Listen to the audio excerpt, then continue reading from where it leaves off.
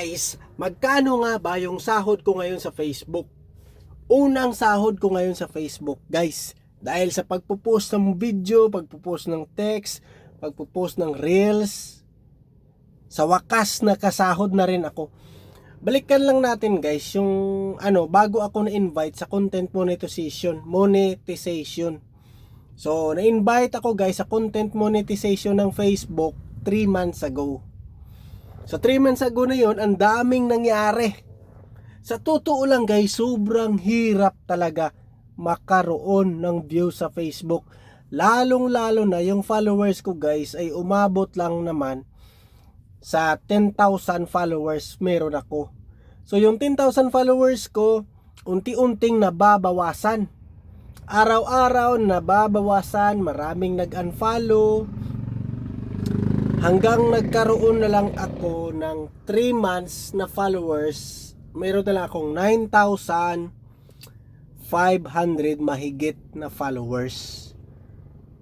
So hindi madaling kumita, lalo na't wala naman talaga akong audience na marami. Kakaunti lang talaga, pero guys, biruin mo, meron pa rin akong sahod na natanggap mula sa Facebook. So kung bibilangin natin guys, meron ka lang 9,000 followers, halos hindi pa nanonood.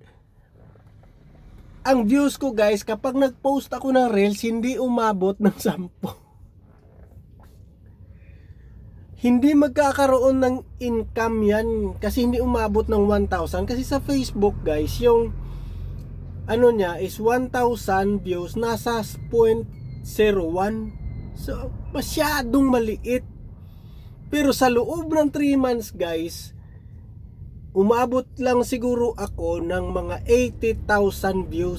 So ganun lang kakunti yung views ko, 80,000 lang. So ngayon, magkano nga ba yung sahod ko dyan? Yung pinaghirapan ko, pinagpuyatan ko, kahit sobrang hirap na hirap makagawa ng content, nagkaroon pa rin ako ng napakaliit na sahod. Ipakikita ko ngayon guys yung napakaliit kong sahod na nag-send na sa akin si Meta ng invoice sa email. Sabi niya, andito na yung sahod mo. So ito na guys, ipakita ko guys. Yan lang guys. 0.08. Sa totoo lang guys, wala namang pumasok sa payout option ko. Hindi pumasok sa bangko na nilagay ko. Nag-send lang siya na mayroon akong sahod.